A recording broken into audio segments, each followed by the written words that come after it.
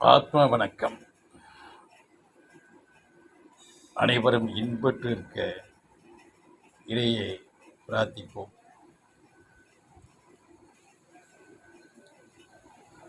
படித்தவர்கள் அனைவருமே பக்குவப்பட்டவர்களாக இருக்க முடியாது. அதே போல பக்குவப்பட்டவர்கள் அனைவருமே படித்தவர்களாக இருக்க முடியாது. படிப்பு வேறு, பக்குவம் வேறு. படிப்புங்கிறது அறிவு சார்ந்த ஞானம்.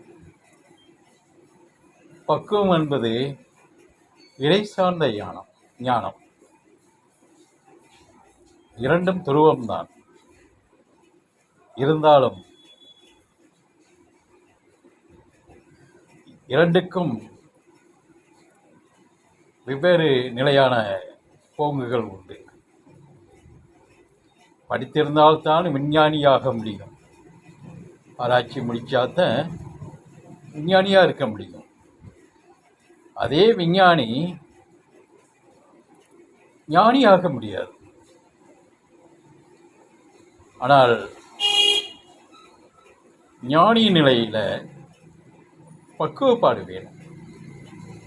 அந்த பக்குவப்பாடு இருந்தால் அவன்தான் ஞானி. பக்குவ நிலை இருந்தால். பக்குவம் என்ன அப்படிங்கிறது போல உணரலாம்.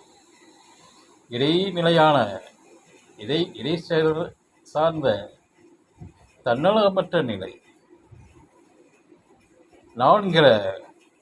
நான் யாருங்கிற உணர்ந்த நிலை, அதுதான் பக்குவம். அந்த நிலை மேலோங்கி நிற்கும். இது சராசரி நிலையில் நிற்கும். எவ்வளவு படித்திருந்தாலும் சராசரி எண்ணிக்கையாக நிற்கும். அது பிறருக்காக நிற்கும். இவங்களும் சேவை செய்யக்கூடியவர்தான் விஞ்ஞானிகளும். அவங்க சேவையை மகத்தானதுதான்.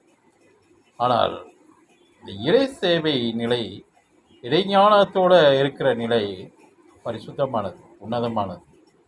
இதில் தவறு ஏதும் வராது. மேலோங்கியே போய்கொண்டே இருக்கும். பிறருக்காக வாழ்ந்து கொண்டே இருக்கும். பிறருடைய கஷ்டங்களை தன் கஷ்டமாக உணரும். இந்த பக்குவ நிலை வந்துட்டாலே. ஆனால் பட்டம் வேண்டும் விஞ்ஞானியாக, பக்குவம் வேண்டும் இறை ஞானியாக. இறை ஞானியாகிறதுக்கு பக்குவப்பாடு வேண்டும். பக்குவப்பாடு இல்லாமல் இறை ஞானத்தை அடைய முடியாது. பட்டம் இல்லாமல் விஞ்ஞானியாக முடியாது.